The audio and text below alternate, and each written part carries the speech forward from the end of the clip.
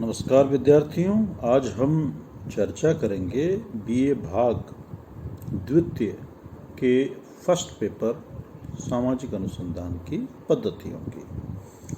और सामाजिक अनुसंधान की पद्धतियों के परिप्रेक्ष्य में जो हमने टॉपिक लिया है वो है सामाजिक अनुसंधान की प्रक्रिया।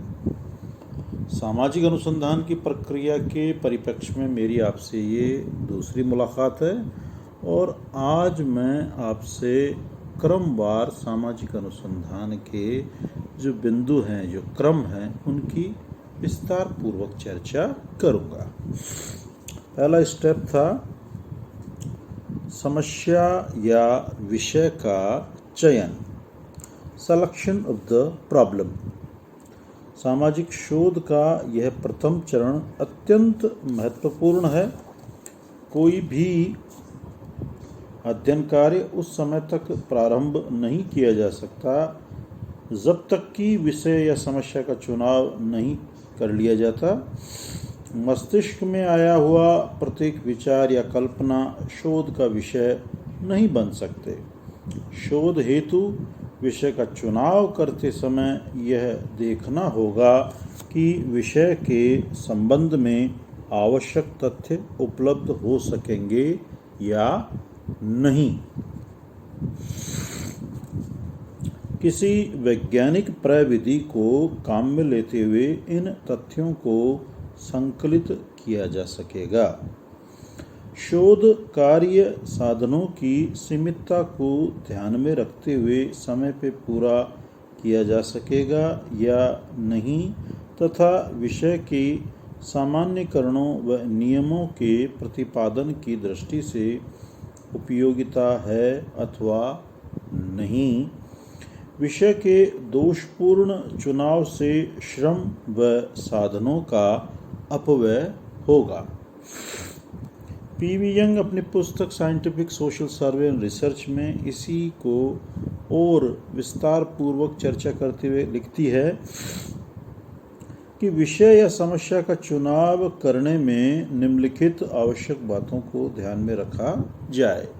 उनमें से पहला है, विषय ऐसा होना चाहिए जिसको समझने की शोधकर्ता स्वयं योग्यता रखता हो एवं जिसमें संबंधित शोध कार्य एक निश्चित अवधि में पूरा किया जा सके। दूसरा है, अध्ययन किए जाने वाले विषय से संबंधित यदि कोई अन्य शोध उपलब्ध नहीं हो तो विषय का क्षेत्र बहुत अधिक व्यापक नहीं होना चाहिए।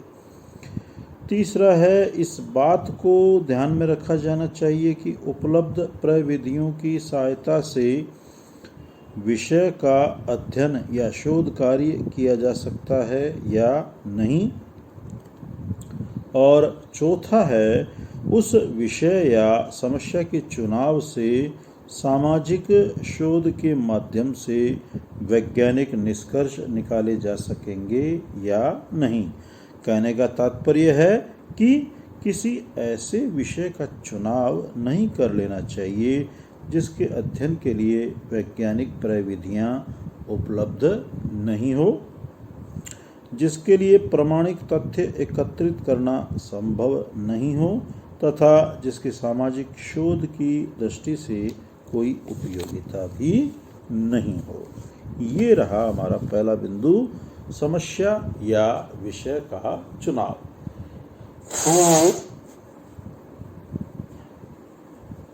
अब हम बात करेंगे इसके दूसरे बिंदु पर, संबंधित साहित्य का अध्ययन। विषय का चुनाव कर लेने के पश्चात दूसरा महत्वपूर्ण चरण संबंधित साहित्य का अध्ययन करना है। यदि अध्ययन विषय से संबंधित साहित्य का पुनरावलोकन किए बिना ही शोध कार्य प्रारंभ कर दिया जाता है तो इससे संपूर्ण शोध प्रक्रिया के ही दोषपूर्ण होने की संभावना रहती है। अतः आवश्यक है कि प्रारंभ में ही शोध से संबंधित साहित्य का अध्ययन कर लिया जाए। संबंधित साहित्य में प्रलेख, लेख, पत्र, प्रतिवेदन, विषय से संबंधित शोध ग्रंथ आदि आते हैं। इस प्रकार के साहित्य के अध्ययन से शोधकर्ता का कार्य सरल हो जाता है, उसे अध्ययन की विभिन्न प्रविधियों का ज्ञान हो जाता है, शोध कार्य में आने वाली कठिनाइयों का पता चल जाता है, महत्वपूर्ण अवधारणाओं की जानकारी मिल जाती है, किए हुए शोध कार्य को पुनः दोहराने की भूल से छुटकारा मिल जाता है तथा शोध कार्य की सही रूपरेखा तैयार करने में मदद मिलती है। संबंधित साहित्य का अध्ययन कर लेने से श्रीमती पीवी यंग के अनुसार निम्न लाभ मिलते हैं। पहला है, शोधकर्ता को अध्ययन विषय के संबंध में एक अंतर्दृष्टि प्राप्त होती है, जिससे वह उचित प्रश्न कर सही सूचनाएं एकत्रित कर सकता है। दूसरा है, शोध कार्य में उपयोगी पद्धतियों एवं प्रविधियों का ज्ञान हो जाता है। तीसरा है, अवधारणाओं को समझने एवं प्राकल्पनाओं का निर्माण करने में सहायता मिलती है। और चौथा है, किसी शोध कार्य को फिर से दोहराने की गलती से बचा जा सकता है और विषय से संबंधित उन पहलुओं पे ध्यान दिया जाता है जिस पर अन्य शोधकर्ताओं ने पूर्व में ध्यान नहीं दिया। इससे शोध कार्य अधिक व्यवस्थित होता है। अब हम बात करेंगे इसके तीसरे चरण की, इकाइयों का निर्धारण, डिटर्मिनेशन ऑफ यूनिट्स। शोध कार्य का एक अन्य प्रमुख चरण शोध से संबंधित इकाइयों का निर्धारण और इन इकाइयों को स्पष्ट परिभाषित करना है। इकाइयों का निर्धारण करते समय इस बात का विशेष रूप से ध्यान रखा जाना चाहिए कि इकाइयां अध्ययन के उद्देश्य से संबंधित हों और साथ ही संपूर्ण समग्र से एक रूपता रखने वाली हो। इकाइयों का पूर्णतः स्पष्ट और सुपरिभाषित होना आवश्यक है। अध्ययन की इकाइयां ऐसी हो सकती है जो अत्यंत सरल मालूम पड़े, जैसे निर्धन, कृषक, श्रमिक, मकान, बेकारी, शिक्षित, शहरी, ग्रामीण आदि। अध्ययन के लिए इनमें से जिन किसी इकाई का उपयोग किया जाए उसको स्पष्ट रूप से परिभाषित करना आवश्यक है, अन्यथा अलग अलग शोधकर्ताओं और सूचनादाताओं द्वारा इनका भिन्न भिन्न अर्थ लगाकर इन्हें अलग अलग रूपों में समझा जा सकता है। परिणाम स्वरूप सूचनादाता ऐसी सूचनाएं देगा जो शोध कार्य में सहायक होने के बजाय बाधक होगी। इससे शोध कार्य की वस्तुनिष्ठता समाप्त हो जाएगी। अतः इकाइयों को ठीक से निर्धारित और स्पष्ट परिभाषित करना आवश्यक है। चौथा है, प्राकल्पना का निर्माण।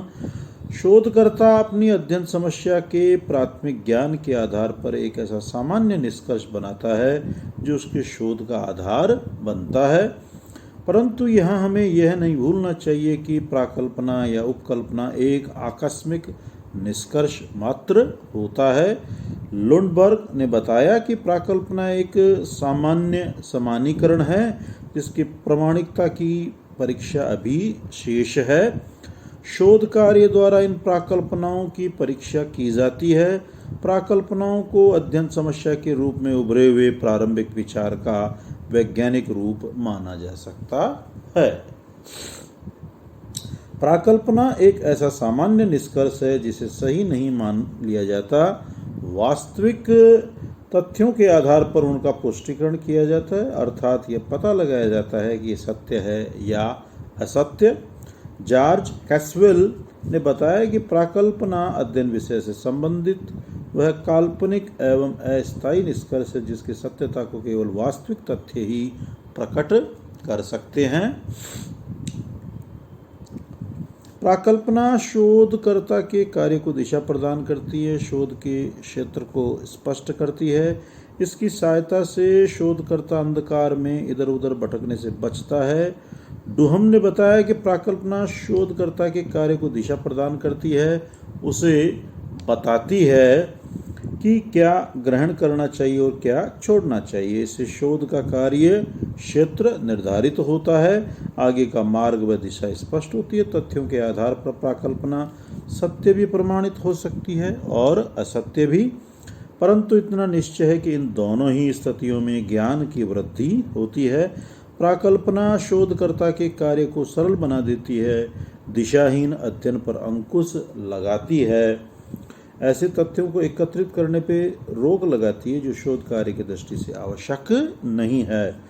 यहाँ हमें यह बात ध्यान में रखनी चाहिए कि सभी प्रकार के शोधों में प्राकल्पना का होना आवश्यक नहीं है।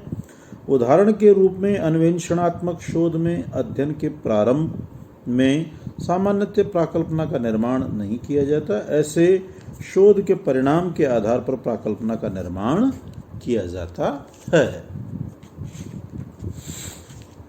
अब कल हम इसके 5वें चरण अध्ययन क्षेत्र के निर्धारण और अन्य बिंदुओं के ऊपर विस्तार पूर्वक चर्चा करेंगे।